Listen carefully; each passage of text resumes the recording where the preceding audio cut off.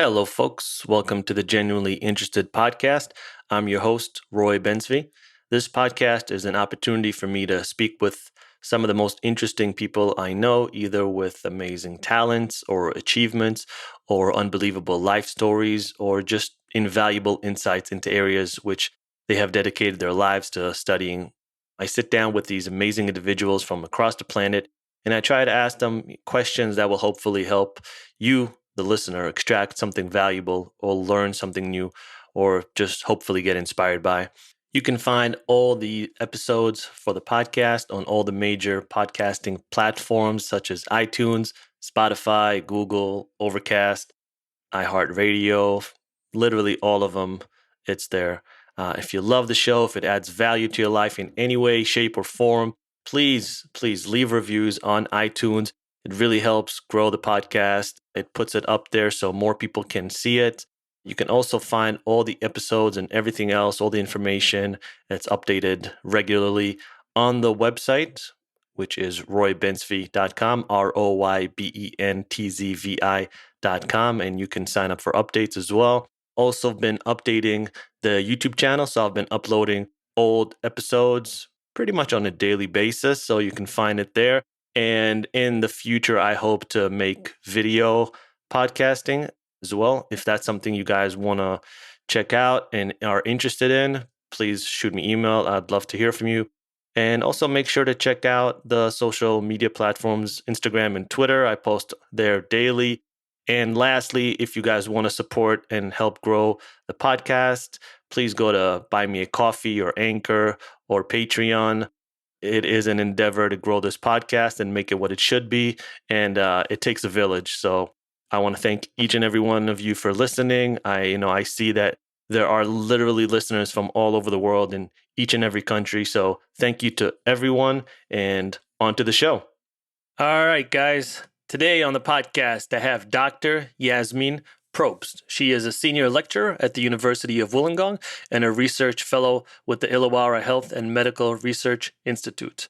She is a practicing dietitian with the Dietitians Association of Australia, and she was recently featured on the documentary Vitamania.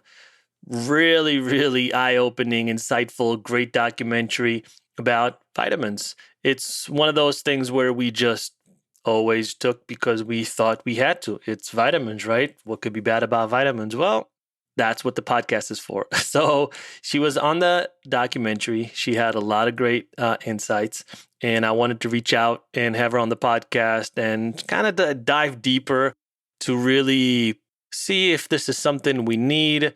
Is it overhyped? Is it overmarketed? Do we really know what goes into it? Do we really know how much do we need? Do we actually need it? So there was a lot of questions coming in. Also food related. What is the ultimate human diet? Does one even exist? So we really, really got into the weeds with regards to food, with regards to vitamins, and to all the benefits that come or don't come with it.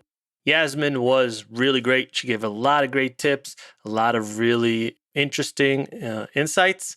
And this was just a really, really fun conversation. So I hope you guys enjoy it. I hope you guys take something from this, some useful information that you can apply into your daily life, into whatever you eat, whatever you consume, whatever vitamins you do or don't take. So yeah, I just hope this helps you be a little bit more informed about the choices you're currently making. So without further ado, here is Dr. Yasmine Probst. Enjoy the episode, everyone. The Genuinely Interested Podcast.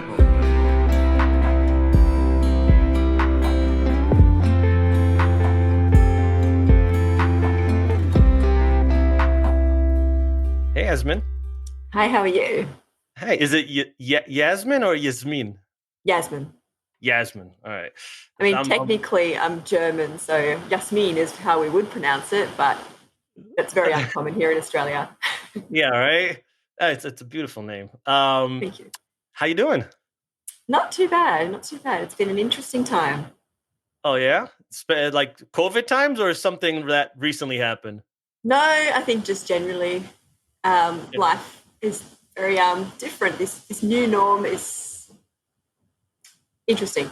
It is interesting. has that affected? I mean, as far as your work and you work in I hope I'm pronouncing this correct, Wollongong That's right, in University. Wollongong. Yes, I Wollongong. do. All right, I got it. Yes. Yeah. So has it affected the work a little bit?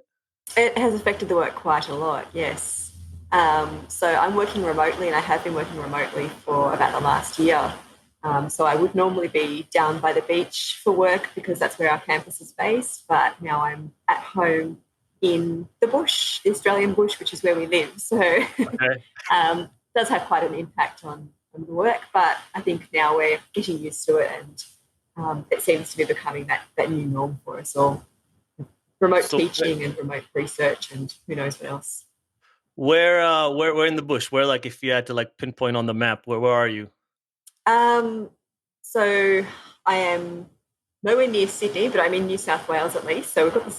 state correct there at least. Yeah. But then if we head out west, I'm out in a region called the Southern Highlands, which is we get our extremes of temperature. So normally now in the summer we would have our 40 plus degree Celsius days. And in the winter, we've actually been known to have snow down here as well. So it's Really? the two extremes, and we love it. Yeah, I mean that's what you want, right? Like and I think that's one of the things I love about the area that I live is in New England. You feel every season. Like Yeah, summer is hot, yeah, winter is really cold, and the in between seasons are really really nice and beautiful, and you can go see the trees and how they change and the foliage. So you feel every season rather than like some other places where I've been where it just feels like summer all year round, pretty much. yes, yes. No, I definitely hear you there. Feeling every season. That's a good way to put it. Yeah. And I mean, Australia is pretty, I mean, you can be extremely remote in probably more than most places. It's almost like, I mean, it's not the size of Russia or Canada, but you can be probably just as remote in Australia, right? Because I mean, it's what, like the fourth or fifth largest country, and you have a population of like 20 something million, roughly. That's right. Yeah, yeah. I think we cracked 20 or 24 million. Oh, I get my numbers completely wrong now as well. Um, but no, we don't have too many people in a very big country, and there are some areas where you can be that one person and not see another person for quite a long time. Um, but that's one of the reasons we like living out here in the rural areas, because you can have the space for yourself, and we can have a family with kids who can yell and scream as much as they like and aren't really interrupting people too much. Yeah. Yeah. I mean, it's New York City has 10 million people. Wow. So that's kind of just for perspective. Wow. Like New York City has half the population, just the city, not the state, has half the population of Australia, which is kind of wild. That is amazing. Yeah, that's why we're leaving. So yeah, Yasmin, can you maybe give it a little bit of background and explain to people what you do? Sure, sure. So I am trained as a dietitian, and I have been working as a dietitian for a few decades now. Um, I am an advanced accredited practicing dietitian, if you want to talk formal terms. Yeah. But that means that I have a number of different specialty areas. And at the moment, chronic conditions and lifestyle management is really one of those areas that I focus on. I work for a university, as I've mentioned before. The university is a coastal university, so we have nice beach views, and occasionally have nice meetings at the beach, which is beautiful. And that university means that I do both teaching and research. So I teach nutrition practice, and we train dietitians of the future, and of course nutritionists as well. Okay. And yeah, my research varies a lot. Lots of different areas, mainly focused on whole foods and how they can benefit us in terms of health outcomes. Yeah, and that's why I wanted to have you on. I recently watched Vitamania, and it's like it was one of those eye openers for me. And then that's not necessarily that I'm like this massive vitamin guy, but it is a massive industry. and it's kind of under the radar. You just and I personally just presumed it was good. It's vitamins. I mean, shit, you need vitamins, right? You do. It seems like basic logic. And I never really thought about it, any more than that. And that was kind of an eye opener. So that's, I was like, so it's not necessarily like, I don't think there's like some massive conspiracy here. I think it's just a lot of misinformation, and a lot of money involved and a lot of marketing and buzzwords. So I wanted to have you, an expert, just kind of like decipher, make some sense for us. I mean, maybe let's start with what are vitamins, right? There are 13 vitamins. That's right, yes. But what exactly are vitamins? I mean, they're components that naturally occur in our foods that we eat, and they are required for health. So we can't make vitamins, generally speaking, ourselves. There is that exception of vitamin D. But we need a balance of all of those different vitamins and in varying components as part of our eating pattern. So there's something that we can't really ignore because we definitely do all need them. And what is the difference between you have the water-soluble ones, which was, I believe it was B and C, and then the fat-soluble, which is A, D, E and K. E and K. All right, yep. Yeah. So, can you maybe just explain like the differences? Sure. So it's really based on, in part, where they're found, but more so in terms of how they are interacting with our bodies. So, for example, our fat-soluble vitamins, we find it a lot of the time in food sources that have a natural fat component to them. So oily fish, for example, we find some fat-soluble vitamins in our oily fish, so salmon, tuna, and those guys. Whereas the fat-soluble vitamins, the water-soluble vitamins, you wouldn't necessarily find in quite as high amounts. Yeah. But if you're looking at a water-based food item, like a piece of fruit, for example, you'll find higher amounts of those water-soluble vitamins. And what that means then when we consume those from food is the body deals with them in a different way. So we might store some of those vitamins, if they're fat-soluble, in our liver, for example, and it does a lot of the work for us. The water-soluble vitamins, once we reach certain levels, we pass them out through our urine. So that's why a lot of the time, if they're thinking about supplements in terms of vitamins, you'll see us mentioning that it's expensive urine, basically. So a lot of the time, those mega doses that you find in the bottles on the shelf are well beyond what you need, and you'll find some expensive bathroom visits. I love it. Because I'm not someone that regularly would take vitamins, but every once in a while, like my wife has a lot of them, and they're just kind of on the shelf. And every once in a while, I'd pass them, and I just pop a few. Sure. Without really, I'm like, oh, B, sure, yeah, A, D, yeah. I was just pop a few. Without, I was just in my head, I'm like, I'm just taking some vitamins. I need them. They're vitamins. They're healthy. It's just a little extra pep in my step, right? A little extra something to keep me healthy. And there's nothing, at least not that I've seen, that really tells you how much you should be taking. Should you be taking? Did you get a test to see that you're lacking something? You just they just tell you, just take it without really any examination. Yeah, it's definitely a challenging area for people who don't necessarily understand the space of nutrition in the same way as those of us who are trained in the space. And definitely the marketing is very, very strong and brings a lot of consumers to purchase a lot of products that they don't really need. Yeah, because I mean, in the movie there's a scene where they're showing a meal, like a complete meal, where you would essentially get everything you need. So I think it was like some nuts, a piece of salmon, some spinach, rice, mango, one apple, a carrot, and maybe some, I think it was like yogurt. Yogurt, that's right. And you're good to go, right? Like in that meal is everything you need, right? They're all the vitamins that you need. That's right. Yes. Yeah, as far as vitamins. Yeah. So why do I need to take all these other things? Well, I mean, there are certain conditions where it definitely does help the case. But in the general population, I think just eating normal foods, I don't really feel there's a need to consume artificially produced items in terms of supplements there. I think if you don't have any particular medical conditions or any particular issues, you should be able to eat most foods safely and be able to achieve the levels that you need of your vitamins quite easily. I mean, it wasn't particularly much food there that was on the plate. No. I could easily eat that. It's not a problem at all. It was delicious. Yeah. So more people are more likely to be able to consume more than the amount of vitamins that they need.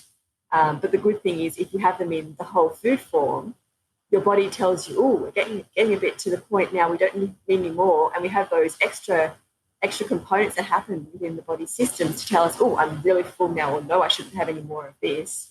Whereas when you're popping a pill or a supplement or whatever it might be, you don't have those indications. Your body doesn't know that there is a mega dose in this little tablet that you're taking.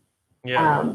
And it can actually be a bit detrimental because a few of the vitamins, in particular the fat-soluble ones, can be toxic. So if you take too much of the A, D, E, K vitamins, it can actually cause harm. It can cause harm, yes. So it can have some effects on your liver and other systems. So that's one of the reasons why there is a level of regulation out there. But in terms of the range of different products that exist, it's a bit of an up and go field, not quite as heavily regulated as some of the other areas.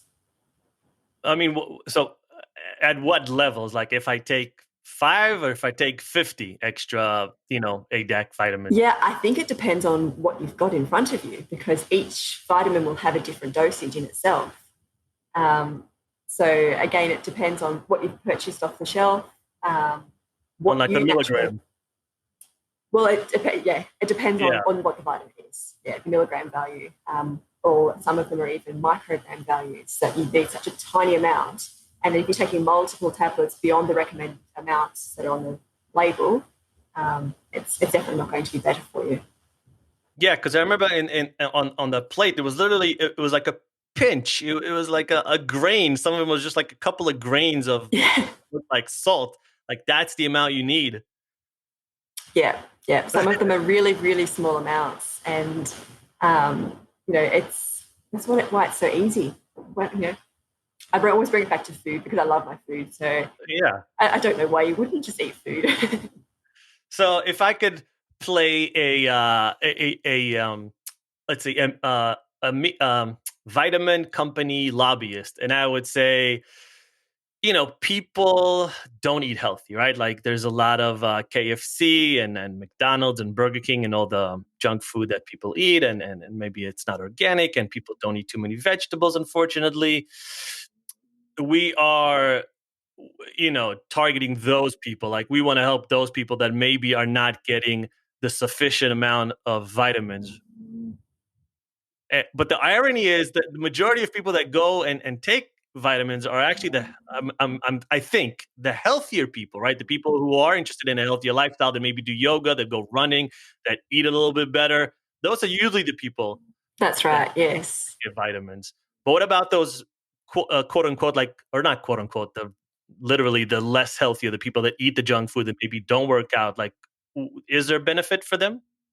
Yeah, I think a lot of the time, as you were saying, they aren't the common group that would be taking the vitamins. For them, health isn't necessarily the priority in their life.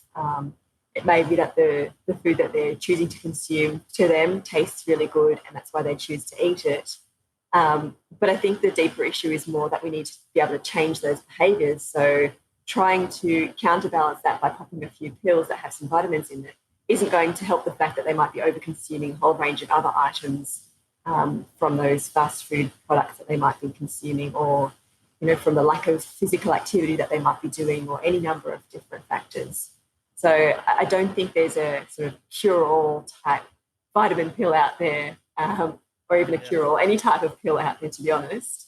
But I think for those people who are, I guess, less healthy by comparison to those who are doing the yoga and all of the other bits and pieces, we need to go for a different approach, and spending a lot of money on having an industry where they'll be popping pills is definitely not, in my opinion, where we need to go there. I think we need to help those people in a different way. And I think that funding could be going towards more important causes, like finding ways to educate them about the benefits of those various lifestyle factors that are good for them, and trying to prioritize a good lifestyle by comparison to what they may not be doing at the moment. Yeah. It's very unfortunate that, I don't know.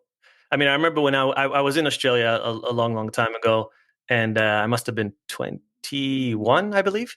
And I frequented at Hungry Jack's many a times, and I remember, and here the equivalent is, there's, I mean, endless amounts of junk food, and it's just so accessible and it's so cheap, and it Yeah. gives you, and it's like the caloric intake that you need from it, right? It fills you up for like, $5.99 or $49, whatever it is. It's cheap. You can get a meal for under $5.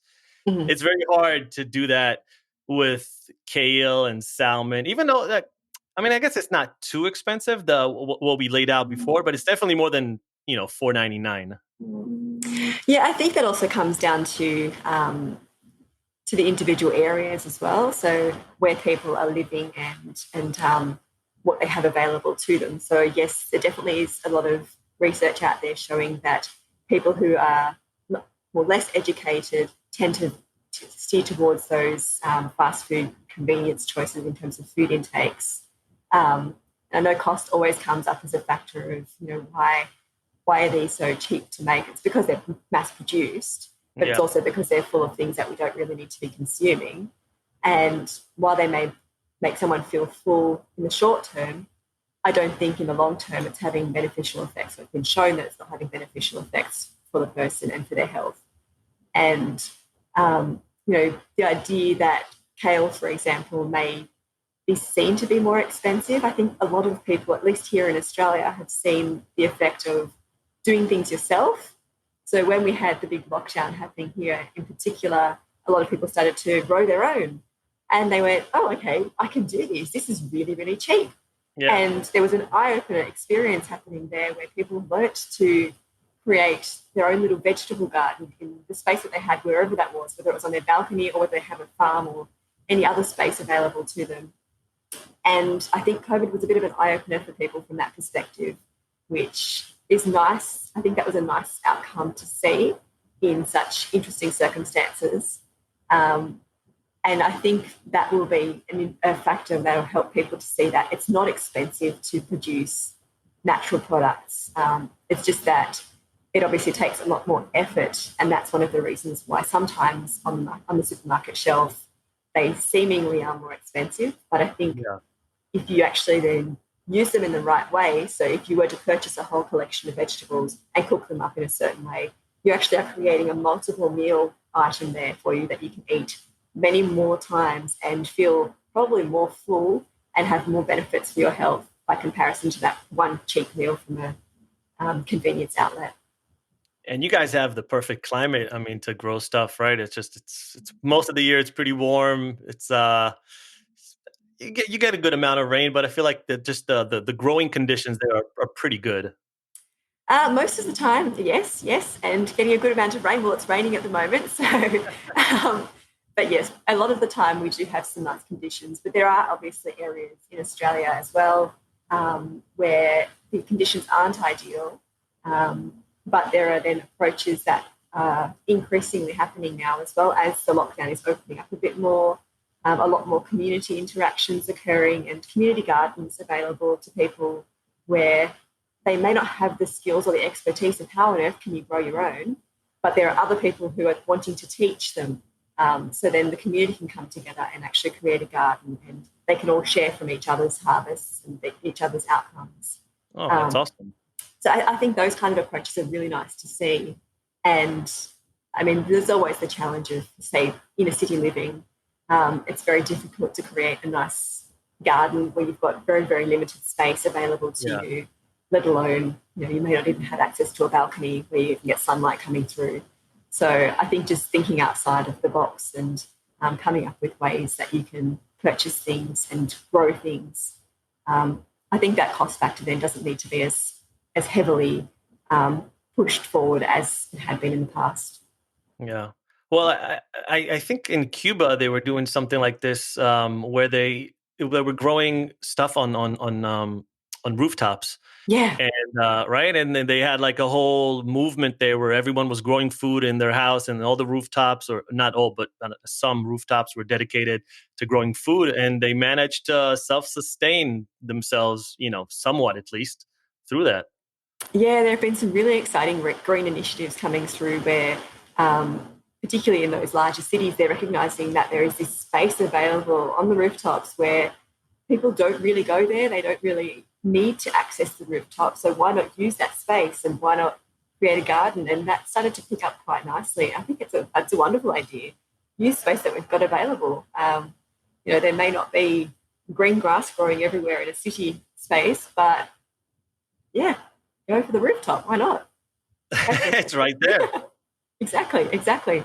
Or even the vertical gardens where you can actually grow up the Vertical. walls as well. Yeah, love the idea. Yeah, there's a lot of innovation here in Brooklyn. I know there's a company called Gotham Greens, and they have a massive rooftop in one of like the industrial buildings, or it used to be an industrial building, I think. And they supply to Whole Foods, they supply to all these in the area. I don't know if maybe they have like some co-op thing that they do as well. But they're a massive, massive company now, and it's literally here in Brooklyn. It's not upstate, where they're growing it like traditional farm. So there's a lot of innovation in that space. Yeah, and I think we need more of that generally across the board. I don't think we can keep on going the way we are going, making everything in packets and keep on pushing forward with those convenience items. We can be convenient. We can have convenient food available to us. We just need to think a little bit carefully and maybe plan ahead a bit. Yeah.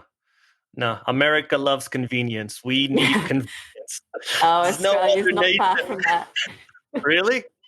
Oh, yeah, definitely. It may not be seen that way on the outside, but there is definitely a very, very strong shift towards a similar pattern. So our increasing rates of obesity are a sign that we're moving in the same direction. Oh, well, we apologize. We didn't mean to do it. We just it happened somehow. You know, I think I'm one of many, but I feel like my whole side of the family, my mom's side, a whole host of different like health issues, mainly in the gut, like Crohn's and IBS and all these different things. And about 10 years ago, I started having I was like, oh, I don't feel well, my stomach. And I was like, I started watching the documentaries and I got the information. I was like, vegan is the best diet. So I went vegan. And then, you know, forget the ethical. I'm just talking health wise. Like I didn't feel that much better.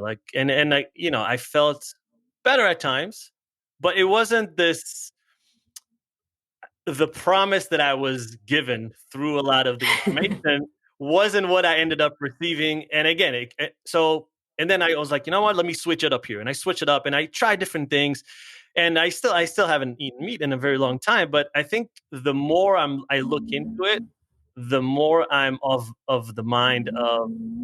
And again, I'm no expert. You're the expert. I don't know anything about this. But just from my personal opinion, it just seems like there's maybe no best diet for humans. It just seems like we're so individual, and what works for Mary is not necessarily what's going to work for John.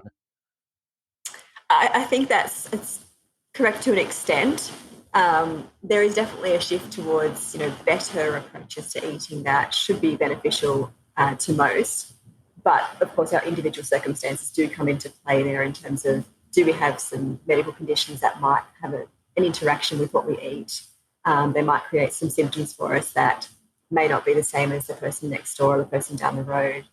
But the plant-based approach is becoming particularly popular. It's showing that, well, not only the research is showing it, but there are a lot of anecdotal evidence stories coming through about people who have shifted towards a more plant-based approach. And that doesn't even mean completely cutting meat out. It just means increasing the amount of plant-based items that you're consuming as part of what you eat every day. And that's really a positive thing. And one thing I did notice actually is you guys added that into your dietary guidelines. So you're the first ones to start shifting and having some eating patterns included in your dietary guidelines, which we're still reviewing ours, so who knows what will come up. But I like the idea of including eating patterns because that's really how we eat. We don't eat just one food item and then another food. We eat a whole collection of things together. And we eat with people and we eat in particular spaces, in particular environments. So I think the idea of including plant-based in that recommendation to the general public, fair enough, some people it might be on, go onto deaf ears and it doesn't make any difference at all. But for those few people who do decide, oh, maybe I should shift, maybe there's something happening here, like you did, the shift unfortunately, as we age, more and more symptoms pop up and we start to feel things a bit more than we did previously. Tell me about it. The weight becomes harder to keep off, all those kind of lovely factors that we have to deal with. But the shift in the right direction there is definitely going to be beneficial for people in the long term. So it may not be immediate. So you may not think, oh, wow, this is the best thing ever because I started being vegan, for example, yesterday. Mm-hmm. It takes time. And it takes also, with veganism, a bit of careful management. So it's always important to talk to someone who probably is trained as a dietitian in that space because you can actually miss quite a few chunks of what you need for your body going to the extremes of veganism.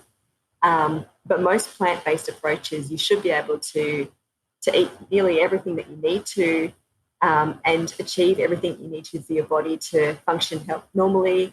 And over time, you'll also find you feel better, you suddenly are less tired and you've got more energy to do other things that you didn't previously do. Sometimes it also goes hand in hand that because you feel better, you then decide to do some other things that are good for you, like being more active. And it has a bit of a snowball effect. Yeah. I think the idea of plant-based eating is a good one to push forward.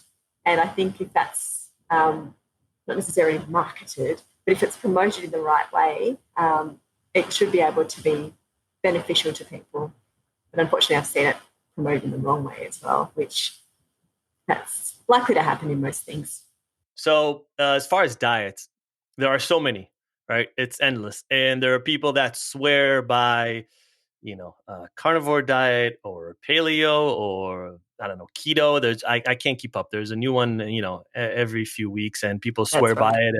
And there's, they'll bring testimonials and they show how they'll, I don't know, losing BMI and how they're gaining protein and muscle and all these different things. And again, I don't believe anyone and I believe everyone in the same breath, right? Because maybe it is really working for you, but I don't know. It's not necessarily something I want to check out for myself. And the thing is, it's like there seems to be like all these labels and diets. I don't know if they're the complete ones. I think it's just healthy eating, right? Because even for vegan, right? They say, oh, you can go vegan, but you should take these B12 and you should take these iron pills. And like, there's a few extra things where you're like, okay, this is the best diet, but you are missing one or two things, right? And then it's like with these old carnivore diets where you're just eating meat all the time. I mean, in the documentary, they showed you how if you don't get enough vitamin C, you can get scurvy, which is what these sailors used to get. So you need to eat veggies. You need to eat fruits. You can't just sustain yourself on steaks. That's true. Yeah. So is there? I guess the question is like with all my rambling and ranting, is there? Should we just be eating like a moderate diet where we're eating mostly veggies and then, maybe a little bit of animal protein and some legumes and some, other things as well, rather than just sticking to this label where like we have to stay within that range? Yeah. And I think for me, it almost comes down to the idea of the word diet. It has that negative connotation to it. And a lot of the time that's because it's a marketing ploy that's been pushed through from whoever it may be because they had a positive experience with a particular pattern of foods and they then think that's going to be the same for everyone out there. So I think from that perspective, a lot of those, what I would say are fad diets, can be quite risky. But then, of course, we have some that aren't necessarily as detrimental to health as the true fad diets. And I think one nice example, and it almost sounds to me like what you were describing just before in terms of the foods you were naming, the Mediterranean diet approach, like it's still referred to as a diet, and there's still that negative connotation of the word diet, but it's really just a pattern of eating. And it really is about balance and about eating from all of those different food groups, a little bit of meat, fruits and veggies, having some nuts, having some oils, making sure that you've got all the different items in there, but also making sure that you enjoy them and you enjoy them with people that you want to be able to eat with. So I think that approach to me is quite nice. Plus the food's really beautiful too. Yeah. So that one is one that I like to turn to. I was vegetarian previously, and I moved to pescatarian, and that worked quite nicely for me. But the majority of the population don't want to cut meat out, and for those people, I think the idea of a Mediterranean approach works quite nicely. It naturally has a balance in all of the different areas. Plus, again, same thing, the studies have shown that it's really, really quite beneficial for so many different things. It helps with weight loss, it helps with cardiovascular disease prevention. It has so many different effects from chronic conditions that, how else can you have those benefits unless it's from things that you need on a daily basis? And that's really food for me. It's something that's really quite important to everyone. Yeah, I went pescatarian as well. Sorry, vegans, but and I found it. And again, like maybe once a week or something like that, I'll have like a piece of fish. And for the most part, it's pretty much vegan with a little bit of eggs here and there. And honestly, I found that works the best for me. And it's a lot of it's a lot of testing. It's a lot of okay, this, let me try this food. No, let me try that thing. Okay, no, I actually didn't feel good with that. Let me try. And then like, all of a sudden, like tomatoes, why don't I feel good after eating like tomatoes? And it's just all these like things where 10 years ago I didn't have any of that. I could eat, 10, 15 years ago, I was like a tank. I could drink all night, eat whatever I want in the morning or just during the day, back to drinking at night, wake up 5 a.m, work like just like a tank, no issue. Now, Yeah. impossible, just literally impossible. Yeah, and without sleep as well. Of course, you can do all those things and have no Yeah. sleep, and then you just survive. Yeah, yeah. Yeah. No, but the difference as age increases, that definitely has an effect on the majority of people. And I think that's why food is such an interesting factor, because some people continue to think, oh, I can still eat like I was a teenager. I can still eat my 10 portions of whatever it was. Well, no, you probably can't, because your body's dealing with things differently. Your metabolism is slowing down, because that's what happens as we get older. Our lives change. We're doing a lot of things that are very different to when we were teenagers. We're no longer able to party all night because we need to sleep a lot more. Yeah. Particularly if we've got kids, my goodness, you need to sleep a lot more. But, there are so many different factors out there that there's not necessarily a one-size-fits-all for everybody. But you are also saying that if the effect on your body of you eat a particular food and it has a certain effect, that may be for that particular day. It might be that if you try that food again the next week, you don't have any problems at all. So, or if it's a new food that you've never tried before, it might be having an effect because it's a new food, and it takes your body a little while to adjust to new items. So your gut sort of builds itself up in a certain way, and you might have some effects of certain foods that you eat because you're actually having your gut growing and adjusting to those beneficial factors that your body's trying to produce from those good foods, assuming they're good foods. Yeah.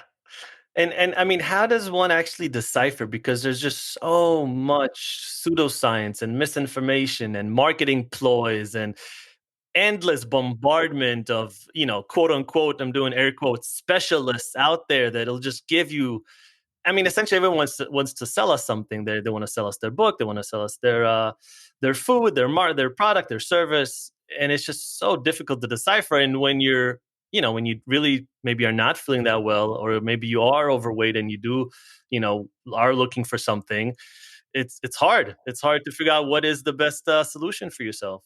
Yeah, that's very true. And that's especially now with the expansion of social media to the extreme that it's at now. Yeah. I think Everyone's an expert. Oh, for sure, Yeah. yes. And whatever the experience is that you've had, of course, the person next to you is going to have that same experience, and that's why you've got to make sure that they do the same as you. But yes, there's a very, very strong risk of people believing unknown experts. There seem to be experts, in inverted commas there as well, because they may have just eaten a few things that worked well for them, and they're terming themselves to be experts. They aren't actually professionally trained or even understand anything about food.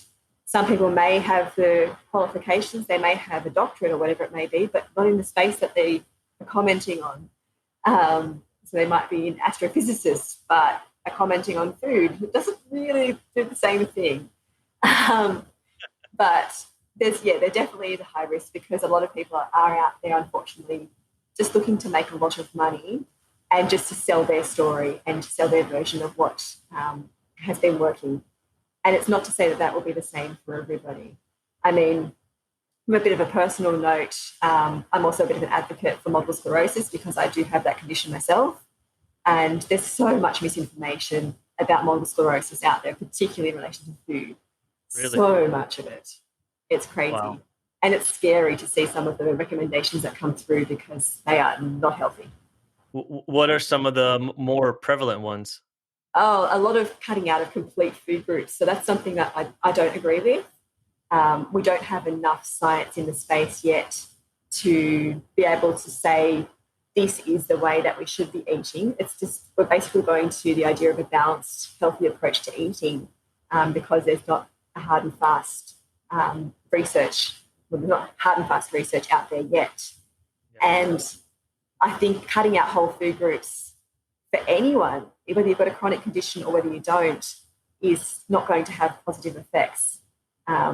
So I don't think the idea of cutting out whole food groups, particularly when there are multiple food groups that are being suggested to be cut out, is the approach that needs to be taken. I mean, some people will disagree with me, but that's my personal opinion. Has there been? How long have you had a MS? Since 2003, so quite a while now. 2004. 18? So I'm in my 17th year. 17 years. Wow. And I mean, I guess, like, how has it affected your life, and like what have you found to work for you? So it's been quite minor for me. I've been very lucky. I don't know if that's because I naturally eat quite well and have a bit of a well-balanced lifestyle, so I stay physically active as much as possible. For me, it really is about making sure that I don't overindulge too much, and I'm not someone who naturally would be consuming fast food all the time anyway, or drinking a whole bunch of alcohol. It's just not me. So I think that's why I haven't had too much of an effect from the disease itself. But in saying that, what works for me may not work for the next person. But that's why I turn to what we've got the science out there for, and what we've got the research and the evidence base out there for, which is really, eating what the dietary guidelines are recommending. And I know people get so sick of hearing that, but it's where we've got the most research. That's been shown to work.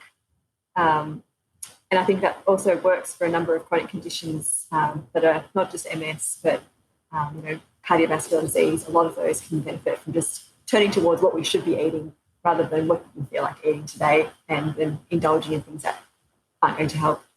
Yeah. Are you guys finding more connections between diseases that maybe previously we thought were not food related, but maybe now with more evidence and more research, we're seeing that they are? Something like, I don't know, maybe like Alzheimer or stuff that maybe you wouldn't think that is related to food necessarily. Yeah, so the example you just used in terms of Alzheimer's disease, there was the idea of this gut and brain axis, so the interaction between what happens in the brain and what happens in the gut. It was raised a few decades ago and then sort of disappeared off the research trend train for quite a while. And in the recent past, we've seen this gut-brain axis really pop up quite a lot, because the science is really, really strong now to show that there's a clear relationship between those two parts of our body. So what we eat and what happens in our gut, and how those bacteria in our gut grow and interact actually has a positive effect on what happens in your brain. And Oh, wow. as a result of that, we've been seeing a lot of studies in relation to Alzheimer's disease, in relation to Parkinson's, in relation to various mental health conditions, where eating a better approach to the eating patterns that they previously had is actually been really positive. And in particular, eating foods from the rainbow of different food items that are out there. So thinking about, fruits and veggies, they're all different colours. The different colours are actually good for us. Wow, that's amazing. That's not something I think that's very well known, or I don't know. I mean, maybe in like certain communities or certain groups, but I think general public probably hasn't heard of this. Yeah, I mean, it's definitely not a cure by any means. So we're not saying that the food can cure Alzheimer's. Unfortunately, to my understanding, we still haven't found a cure for some of these conditions. But we can definitely reduce our risk of developing these conditions if we are in a family where it's known to be inherited. So it might be that you have a direct family link to people who have Alzheimer's disease or Parkinson's. You can try to reduce your risk of developing these diseases in later life by making sure that you do eat those balance of the different colours of foods. And in particular, ones we've been looking at are the anthocyanins, which are your blues and your purples, the blueberries and all of those. And we found some really nice positive effects. Wow. That's interesting. Blues. What else is blue other than blueberries? So I guess it's the shades of blue. So you've got things like your eggplant and things like that as well. Your plums. Plums. Ooh, I love plums. Yeah. Unfortunately, they're seasonal, but yeah, they're very tasty when they are around. But that whole spectrum, I guess it goes through from red through to blue and purple in there as well. So you've also got cherries popping up there. Again, seasonal, but very tasty.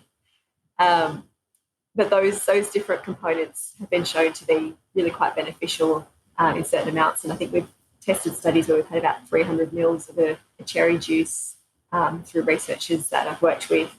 And that's been found to improve some of our measures of cognition in our brain. So what we eat having an effect on what actually happens in our brain, which is nice to see.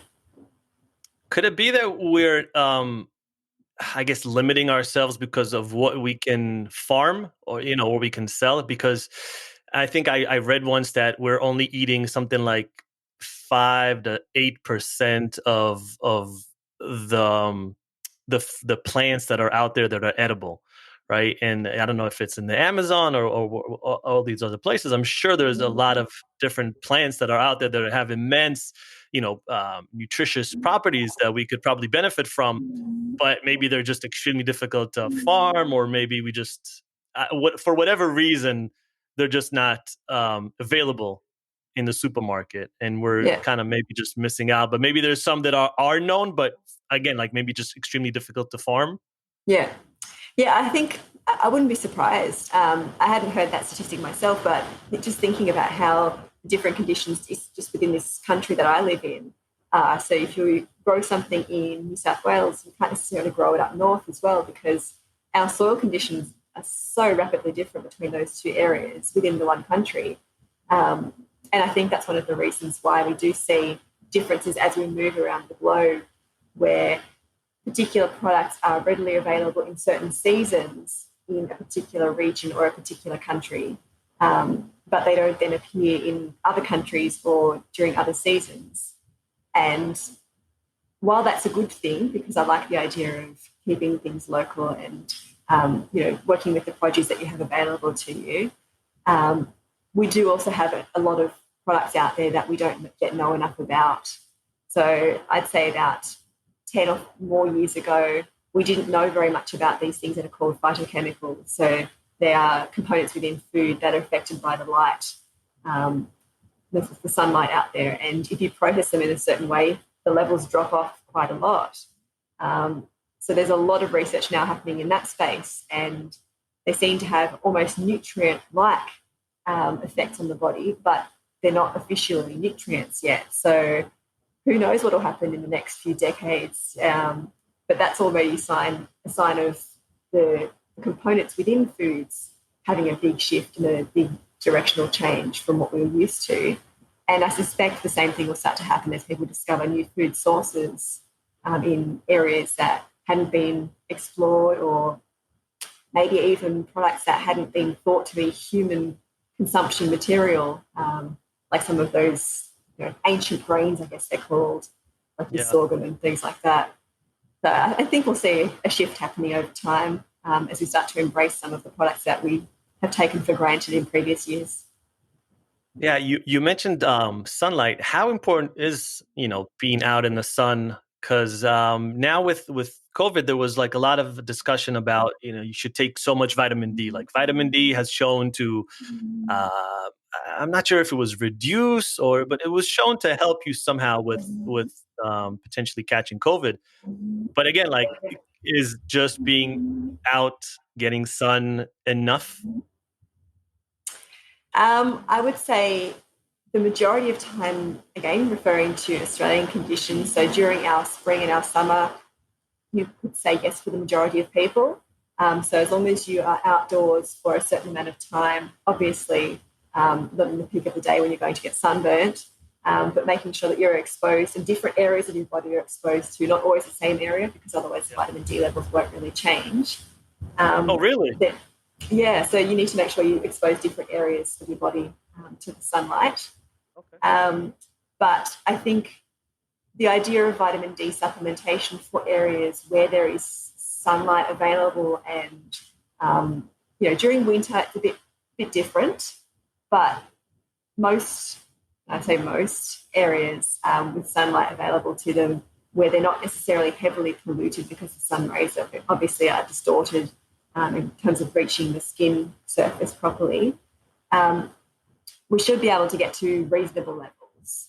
Again, people who are indoors a lot of the time, or if they are working underground, or if they're aging, probably should get their levels checked. And that would be, a quick blood test with your doctor, making sure that your levels are within the recommended ranges. And if they're not, then the doctor should be able to discuss strategies to help to improve the vitamin D. It's not the case that everyone needs to take the supplements just because they're indoors for a couple of days.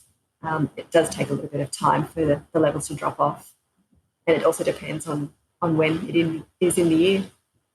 Yeah.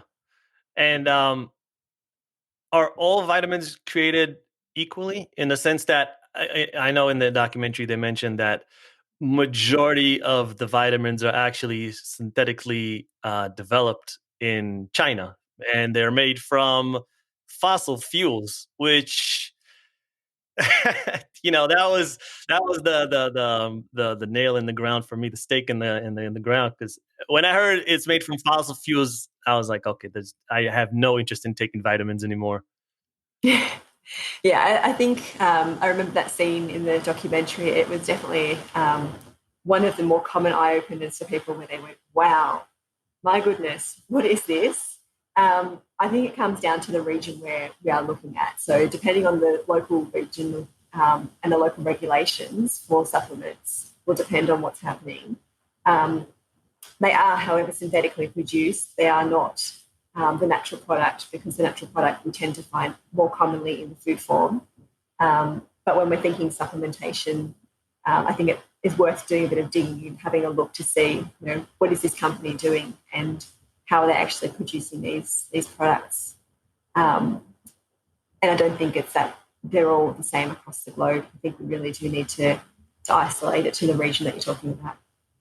Yeah, and there's a lot of I know cross contamination just from, like, I know I'm a big MMA fan, and USADA is the organization that looks over the athletes, right? If the anti-doping agency, and the amount of times, and again, this is their word against the athlete, but the amount of time the athletes have said, "Hey, I took this supplement that was authorized by you." And then you see it's like made in China, and then in the thing it'll have a substance that's not in the ingredient list. And there's a lot of conversation around, there's just a lot of cross contamination happening in China. They're not as regulated as it would be, an example, maybe in Australia or in the US. Yeah, I think the different import-export rules come into play a lot, and then making sure that the regulatory agency in the country of origin is on par with the one that's receiving the items. That's one thing here in Australia that is quite nice because we do have a very strict regulatory agency. It does differ, obviously, in terms of foods versus supplements, but it's definitely an eye-opener because people can now purchase things over the internet and the awareness is not out there that things may not necessarily be the same in one country as they are in the other. So, yeah, I think learning a bit more about what's going into your body is kind of important, but also reading what's on the packet. If you can even read it sometimes, it's not even printed in your native language. So that's a little bit of a red flag for me, I would say. Well, even if it's in your language, it's scientific jargon that for the most part, like most people don't even know what it is, right? Like you don't know what all these compounds are. You have no idea. Like, yeah, it's on the vitamin. It should be healthy. Must be good. Yeah, it must be good. They put it there for a reason. I trust them. Look, it says the Natural Health Company. Yes. But just to recap, essentially, if you're eating a pretty well balanced diet, and like we said, like salmon and the spinach and carrot, for the most part, again, unless you have some other condition, you should be okay not taking vitamins. For the majority, as a general statement. Yeah, for the majority of people, that would definitely be the case. Now, keeping in mind that plate in particular that we referred to was for the vitamins specifically. So obviously we do also consume things that are called minerals that are important for us, iron and calcium and all of those guys. There are some additional products that may need to be added to that to represent those additional mineral requirements.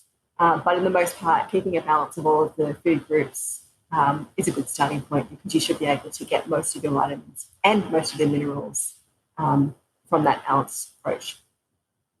How much weight or importance would you put on organic versus non-organic?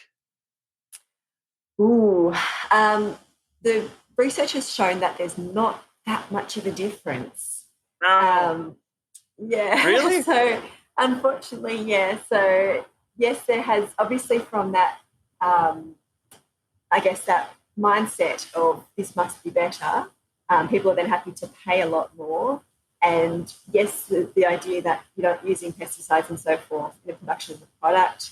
But there are some very cheeky companies out there who manipulate the idea of organic, and it's not truly organic as per what the regulatory agency may require it to be.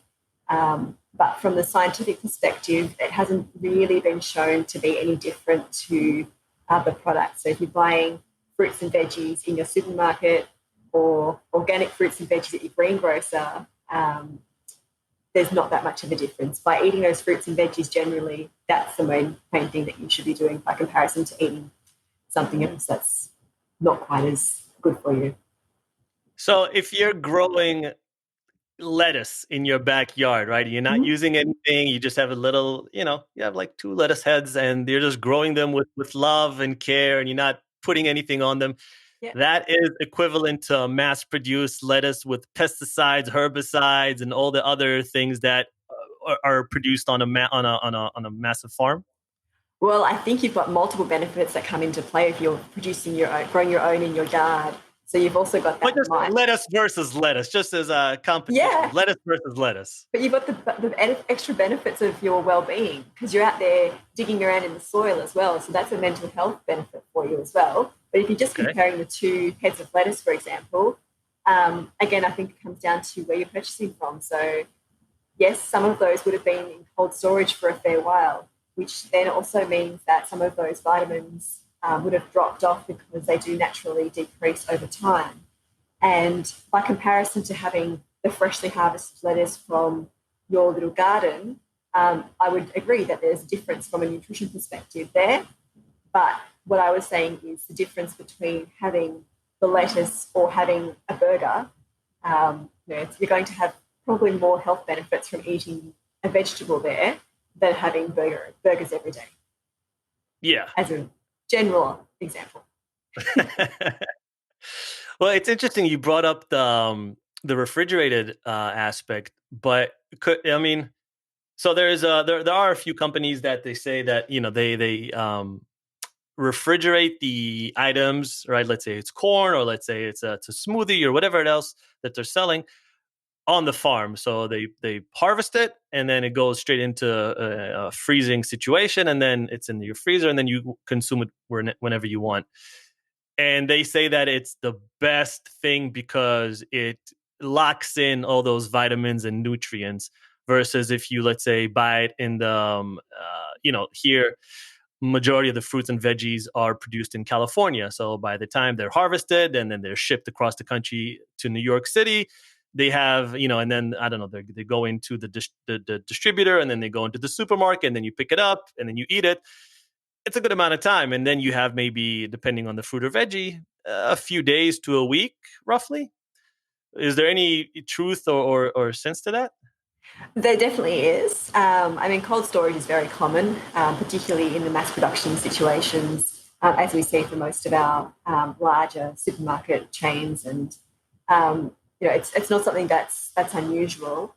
But yes, it's true, as you were saying there, that the time difference from having the product harvested through to when it reaches the plate of the consumer can be quite substantial.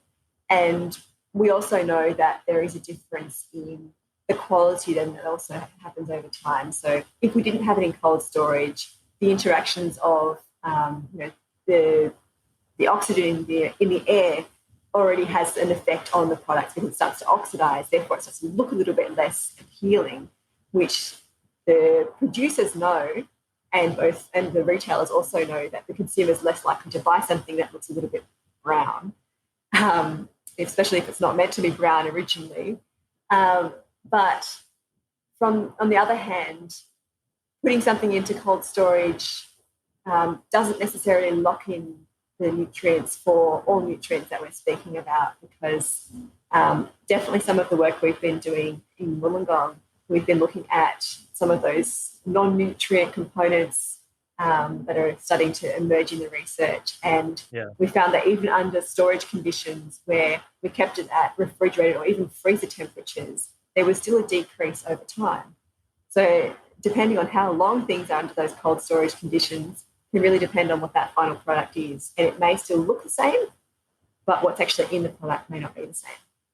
Oh, wow. So we haven't quite got to that point yet, although there's a lot of really exciting work happening out there where a number of different food companies and a number of different organisations are working together to try to help to maximise the quality and to reduce the amount of nutrient losses that are occurring within the product itself, because we do know that there's a lot of transportation, for example, that needs to happen within a country from a growing region to the producer or to the manufacturer or even to the retailer. So I think there's a lot of exciting work happening there, and it can hopefully benefit us all in the long run as well.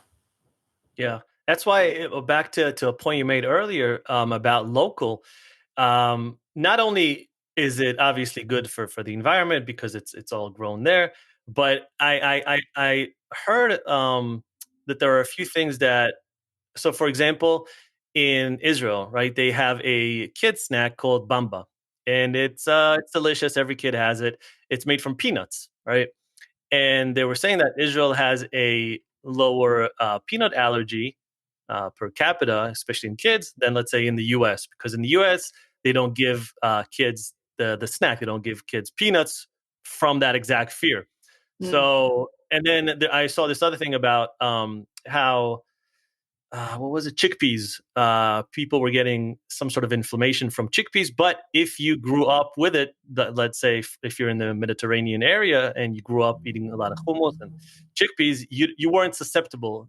So it could be, not only is it good for the environment, but could be just from you eating the foods that are available in your area. Could it be like actual health benefits to that as well? I think so. I think eating locally has multiple benefits. And I think what you've just described there is along the right lines as well. We found that in terms of peanuts, like you were saying, a few of the organisations that are looking after the allergy recommendations in particular countries have actually shifted away from that approach of no, we're not having peanuts at all, to, maybe we should actually give kids peanuts because there was an increase in the number of intolerances in kids for peanut allergy or for peanuts generally. And we found that the regulations were a bit too strict. So that's been, in particular in Australia, that's been lifted a little bit. And the idea of reducing or introducing peanuts slightly earlier, unless there's a high-risk allergy in a direct family member, is completely fine now. So I think that exposure to particular products has a big impact. And even now, the idea of exposure in utero is coming through to have an effect. So Really? it's fascinating what we don't know about food. There are so many different things that are still coming through, even though we thought we knew everything, but nope, definitely not the case. we need to send you guys some bamba. You'll love it. It's delicious. Oh, it sounds good. It's like sour. No, not sour. It's like I don't know. It's like a peanut in a snack. It's pretty good actually. All right, I got one final question before I let you go. And this is, I know this is not maybe your area of expertise, but it's something that I've been intrigued by because I have dogs. I know you have dogs, and you know, a dog is a family member, right? It's like having a baby. Not that I have babies, but I would imagine it's somewhere nearby. And there's so much. It's a massive market. It's, I think, dog industry is something like $30 billion in the US or something along those lines. And I'm seeing vitamins being pushed in that as well, from fish oils to omegas to cod. I don't know. There's so many, right? Yeah. Do they need it as well? Like, I know, like we kind of discussed, not necessarily something we need. Do they need it? Yeah, so I mean, I'm definitely not an animal nutritionist, but to my understanding, it's very similar. So they definitely do have requirements for particular components in their intake.